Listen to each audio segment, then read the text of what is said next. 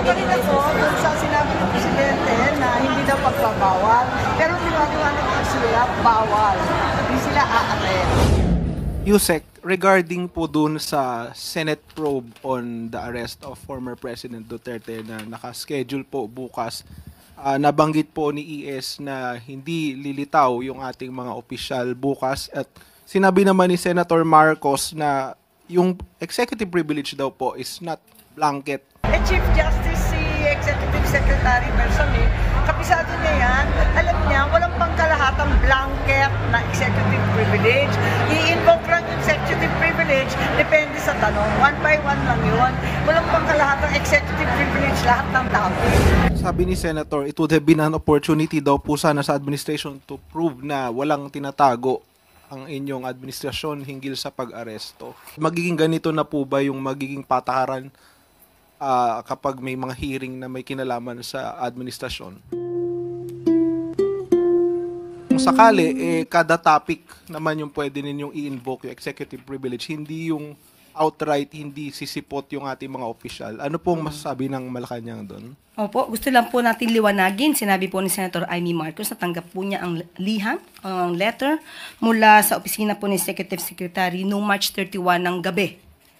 So as of March 31 ng ating press briefing ay wala pa pong nagiging desisyon patungkol po dito. So yan po ay liliwanagin lamang po natin.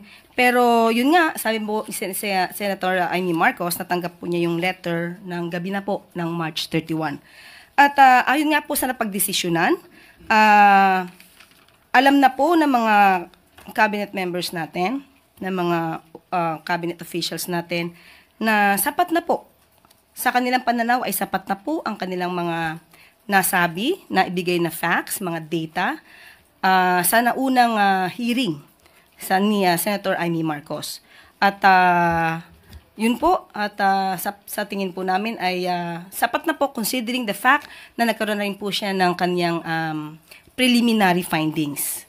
So, yun po, at hindi po natin masasabi na hindi naman po tinugunan ang mga katanungan kung ito po ay in aid of legislation. So, malamang po ay sapat na po ang mga nasabi ng ating mga cabinet officials para makagawa na po siya ng kanyang batas patungkol po dito.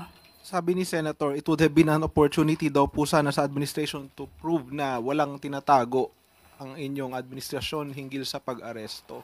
Wala naman pong tinago dahil sapat na po yung napakahabang oras nung unang hearing para po masabi ang dapat na masabi po ng ating mga cabinet officials patungkol po dun sa pag-surrender kay dating Pangulong Duterte sa ICC.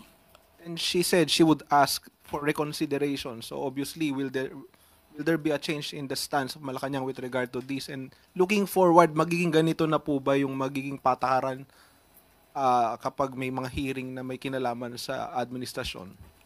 Tignan po natin kung ano po mangyayari kung siya po ay nag-a-ask ng reconsideration. Wala pa pong tugon dito si ES Bersamin. Clay Pardilla, PTV4. Good morning po, Yusek. Yusek, how is the government reaching out and extending help assistance to Filipinos detained in Qatar for unauthorized political protest? May mga na-release na raw po na minors, but their parents are still detained. May mga kamag-anak po ba sila roon? Okay, ayon po kay Secretary Hans Kakdak, patuloy pa rin po ang ating pakikipagtulungan sa ating mga kababayan sa Qatar. At meron po talaga na mga minors, mga bata, pero as of the moment, itong mga bata daw po na ito ay hiniling po ng ating embahada na kung ating maaaring maalagaan. Pero yung ibang mga parents po ay iniwan daw po ang ibang mga bata sa kanilang mga napagkakatiwala ang mga kaibigan sa nasabing bansa. Pero umasa po ang mga kababayan natin, kahit po yung mga kapag-anak nila dito na nasa Pilipinas, hindi po titigil ang ating pamahalaan na tumulong sa mga detained dito sa Qatar na mga kapwa nating Pilipino. Next question, Ann Soberano, Bombo Radyo. Yusek, good morning. Reaction lang po ng Malacanang sa naging pahayag po ni AFP Chief of Staff, General Romeo Brawner, na pinaghahanda po niya ang mga sundalo, especially po yung Northern Luzon Command, sakaling may sumako po sa Thailand dahil posibleng maapektuhan po ang Pilipinas. Ito ay kasunod po Taiwan, sorry po. Dahil po sa posibleng maapektuhan ang Pilipinas, kasalukuyang nagsasagawa ng military exercise ang China sa may bahagi po ng Taipei. Opo, napakinggan po natin at nabasa din po natin ang statements po ni AFP Chief Romeo Brawner. At sa aming pagtanto ay hindi naman po dapat mabahala ang taong bayan patungkol po dito. Tama lamang po na magkaroon po siya ng reminder sa buong troops, pati na din po sa taong bayan, na we should always be prepared in all contingencies. Yun lamang po. At kung may mga detalye pa po patungkol dito ay hahayaan na lamang po natin si Secretary Teodoro at saka si AFP General AFP Chief Romeo Brawner sumagot po dyan. Sa panig pa ng Palasyo, Yusek, may pinag-uusapan na po ba ang mga posibleng senaryo, lalo na po't may mga Filipino din sa Taiwan?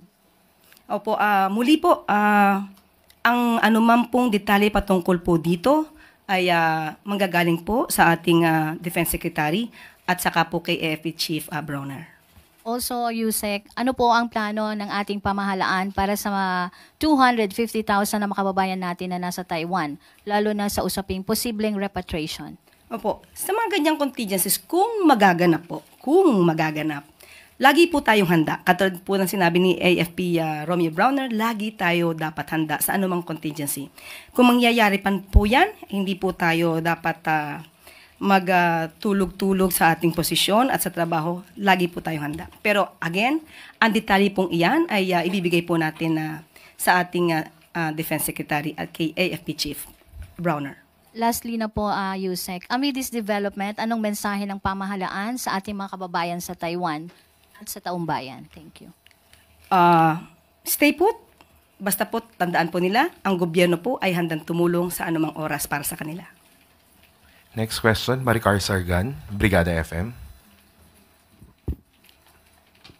Good morning po, Yusek. Naglabas po ng travel advisory kahapon ang Chinese Embassy sa mga citizens po nila dito sa Pilipinas o yung mga nagbabalak pong pumunta dito sa bansa to conduct daw po a thorough risk assessment because aside sa binanggit nila na nagkakaroon ng increased political gatherings, they also cite na yung frequent incidents of harassment and inspection daw po sa mga Chinese citizens and businesses by our law enforcement agencies. Nakikita po ba ng palasyo na magkakaroon po ito ng blow sa ating tourism? And nakikita rin po ba ng palasyo na may kaugnayan po ito sa recently na pagbisita ko ni US Defense Secretary Hegseth? Ang kanilang travel advisory ay it's just a normal consular function of China. At we can assure China na hindi po tayo nagtatarget ng particular nationality or particular national na para iharas. Tandaan po natin, lahat po dito ay welcome, except po, of course, kapag gumagawa po ng krimen, i-implement po natin kung ano po ang batas. Malamang po nasasabi po nila ito dahil sa ating pagpapatupad dito sa Pogo na dapat ay mawala na sa atin at karamihan po dito ay mga Chinese nationals. So malamang po ay isa ito sa nagiging issue po. Pero muli, ang DFA po ay open po for discussion regarding this at i-assure natin muli ang China na wala po tayong tinatarget na particular national. Ivan Mayrina, GMA 7. Yusek, the Trade Union Congress of the Philippines is appealing to the President to push for the urgent passage of the legislated wage hike, 200 pesos, citing the dire living conditions of workers. Is this something that the President has already considered and is discussing with his cabinet? Actually, ang direktiba lamang po ng ating Pangulo ay sundin po kung ano yung nasa labor code at nagbigay na rin po siya ng kautusan na i-review po ng Regional Tripartite Wages and Productivity Board ang mga salary or wages ng ating mga kababayan sa bawat rehiyon. At sa kasalukuyan po, nagkaroon na po ng pag-review sa 16 na rehiyon at may mga rehiyon na rin po na nagtaas na mga sweldo. Ibibigay ko na lamang po sa inyo ang mga detalye kapag ka po nasa akin na po ang kopya. So yun po yung pinaka-good news po natin sa ibang mga kababayan po natin. At sa ganito po kasing pagtataas ng sweldo po, kinakailangan din po natin kasi madinig lahat, ang employers, employees, para po mabigay po natin ang mga mas maganda at reasonabling sweldo po para sa kababayan natin. So wage boards pa rin po as to the